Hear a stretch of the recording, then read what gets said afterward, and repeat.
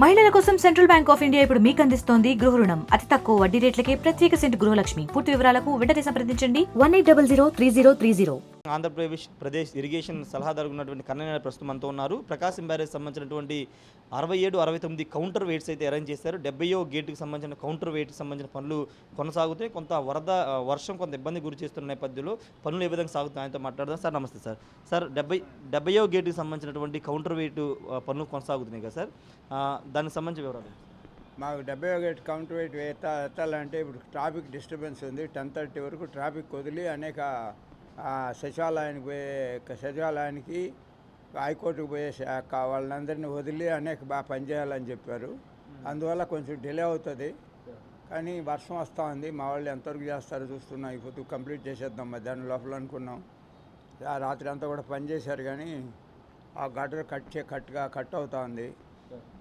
చేస్తున్నాం, చూడాలి. ఇంకా మాకు ఇచ్చిన టైం స్లాట్లో పనిచేయాలి కదా. ఇప్పుడు మేము మా చేతుల్లో లేదు కదా టైము. అందువల్ల ప్రజలు కోఆపరేట్ చేస్తే మేమన్నా చేయగలుగుతాం. ప్రజలు కోఆపరేట్ చేయనప్పుడు మేమేం చేస్తాం చెప్పండి.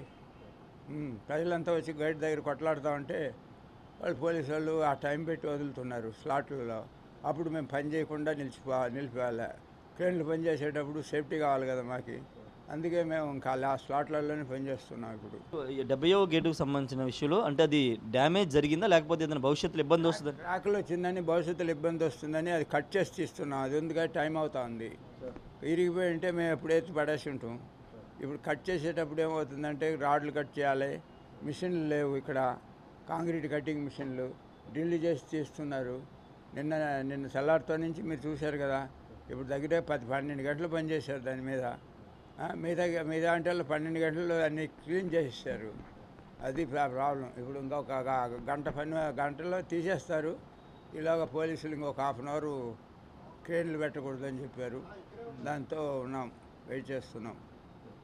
ఇప్పుడు ప్రకాశం బ్యారేజ్లో ఉన్నటువంటి బోట్లు 2 బోట్లు అవి ఏమన్నా ప్రమాదం వేస్తారు? ఎందుకంటే వరద 4 లక్షలు వస్తుంది కదా. బోట్లు ప్రమాదం అంటే మేము గేట్లు ఎత్తి పెడతాం. గేట్లకి ఏం ప్రమాదం ఉండదు. ఇంకా మిగతావి బోట్లు సప్లైర్ చూసుకోవాలి, గవర్నమెంట్ చూసుకోవాలి, అంతే. అంటే డ్యామ్ని ఆనుకుని ఉన్నాయి కదా. ఇప్పుడు వరద ఫ్లో ప్రెషర్ ఏమన్నా డ్యామ్ మీద పడే అవకాశం ఉంది సార్? వెయిట్ ఎక్కువ ఉన్నాయి. డ్యామ్ని ఆనుకొని ఉన్నాయి. ప్రజలు వచ్చి పడినప్పుడు ఎవరైనా వదిలితే కదా వచ్చారు కదా పడేవాళ్ళు. అవి తీయాలి. వాళ్ళు వచ్చి వాళ్ళు తీయకపోతే ఇంకా అన్నీ మనం ఏం చేయాలంటే కొంచెం టైం పడుతుంది. మొన్న ట్రై చేశారు క్రెయిన్ సాయంతో, అవి రాలేదు. ఇప్పుడు ఎలాంటి ప్రొసీజర్ ఉపయోగిస్తారు? బోట్లు బయట ఏదో ఒకటి ఉపయోగిస్తారు. తీసినాక లేకుండా అట్నే ఉంటాయి కొన్ని రోజులు. ఇక ఏం చేయలేము. దానికి ఏం ఇబ్బంది ఏమి ఉండదు. ఆడనే లాక్ చేసి పెట్టేస్తారు కావాలంటే. పేరుకి ఇదంతా చాలా దురదృష్టకరం. ఇప్పుడు ఒక పక్క ప్రజలు ఫ్లడ్లో అవస్థపడతా ఉంటే ఈ బోట్లు వదిలి ఈ కవారు చేసేది చాలా దురదృష్టకరం. వాడు ఎవడైనా కానీ, ఆ ఓనర్ ఎవడైనా కానీ వాడికి మాత్రం మంచి బతుకు దొరకదు. మీకు ఇన్ని సంవత్సరాల అనుభవం ఉంది కదా, ఇంత పెద్ద వెయిట్ ఉన్న బోట్లు నిజంగానే కొట్టుకొచ్చే అవకాశం ఉంది? ఎవరు వదలకోకుండా కొట్టుకొచ్చే అవకాశం ఉందా? అంటే వీళ్ళు ఈ మారి బోట్లని ఇది లంగరేయాలంటే చేంజ్ చేయాలి. ఇదేమో దారాలతో కట్టి పెట్టినట్టుంది. అది దారాలతో కట్టి పెట్టినారా? ఇప్పుడు శాండ్ బోట్లు అంటున్నారు. శాండ్ బోట్లకి ఎడ లంగరేస్తున్నారు. ఇప్పుడు అన్నమయ్య పోయింది శాండ్ బోట్ వల్లనే. శాండ్ బోట్లు తీయలేకనే అన్నమయ్య గేట్లు ఎత్తకుండా డ్యామ్ కొట్టుకుపోయింది. 10 ఊర్లు పోయింది. వాళ్ళకి దిక్కు దివాణం ఎవడూ లేదు కదా 5 ఏళ్ళుగా. అంతే. ఇప్పుడు ఏది కానీ ప్రతి ఒక్కరూ ఇంకొకరిని ఇది గౌరవిస్తే అప్పుడు పనులు అవుతాయి. ఇప్పుడు మేమే మోనార్కులమంటే ఇది పనులు అవుతాయి.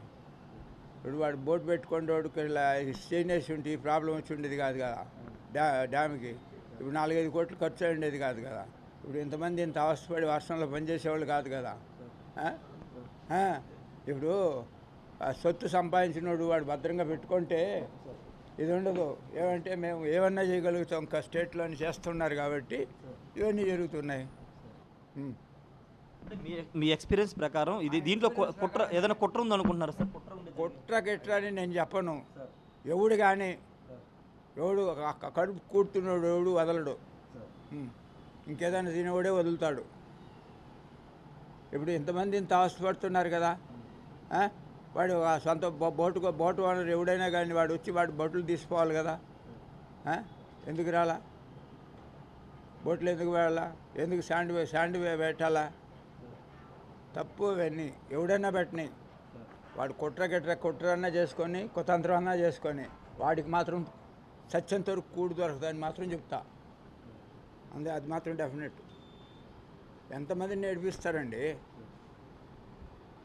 ఇప్పుడు మేము ఇదే తుంగభద్రలో పనిచేసి వచ్చిన 144 సెక్షన్ పెట్టి కంప్లీట్ చేసి వచ్చిన 5 రోజులు.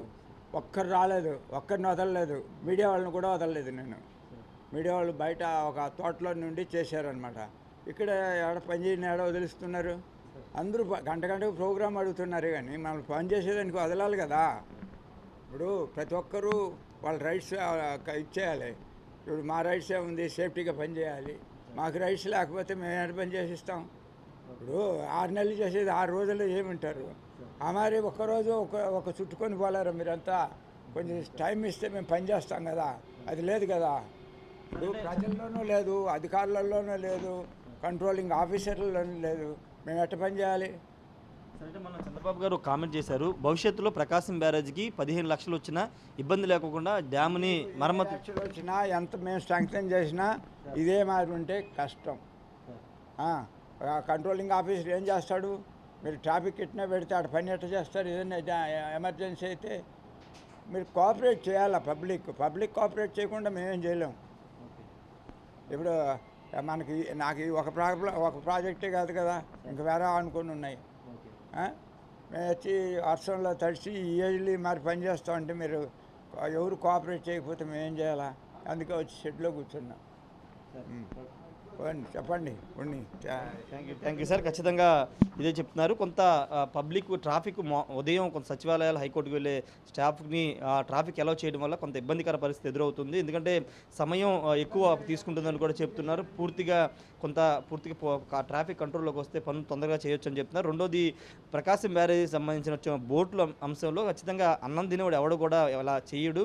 ఖచ్చితంగా అది కావాలని చేశారా లేదనేది విచారణ తేలుతుంది. కానీ ఇలా చేయడం అనేది కరెక్ట్ కాదని కన్నయ్య నాయుడు చెప్తున్నారు. ఎందుకంటే ప్రకాశం బ్యారేజ్ అంత పెద్ద బోట్లు వదలాల్సిన ఎవరైనా కుట్రకోణం కనుక సంబంధించిన ఎవరైనా చేస్తే కనుక వాళ్ళకి నిజంగా వాళ్ళు ఇదైపోతారని ఖచ్చితంగా చెప్తున్నారు. ఏదేమైనప్పుడు ప్రస్తుతం ప్రకాశం బ్యారేజ్ సంబంధించినటువంటి ఒకవైపు కౌంటర్ వెయిట్ సంబంధించిన పనులు కొనసాగుతాయి. మరోవైపు ఈ వరద తగ్గుముఖం బట్టి 2 కౌంటర్ వెయిట్ పనులు పూర్తయిన తర్వాత బోట్ను బయట తీసే కార్యక్రమాన్ని శ్రీకారం చూద్దామని కన్నయ్య నాయుడు చెప్తున్నారు. కెమెరా పర్సన్ బాలతో రాయేష్ RTV, ప్రకాశం బ్యారేజ్. మరిన్ని వీడియోస్ కోసం ఛానల్ ని సబ్స్క్రైబ్ చేయండి. లేటెస్ట్ అప్డేట్స్ కోసం వాట్సాప్ ఛానల్ ని ఫాలో చేయండి. అండ్ లింక్ డిస్క్రిప్షన్ లో ఉంది.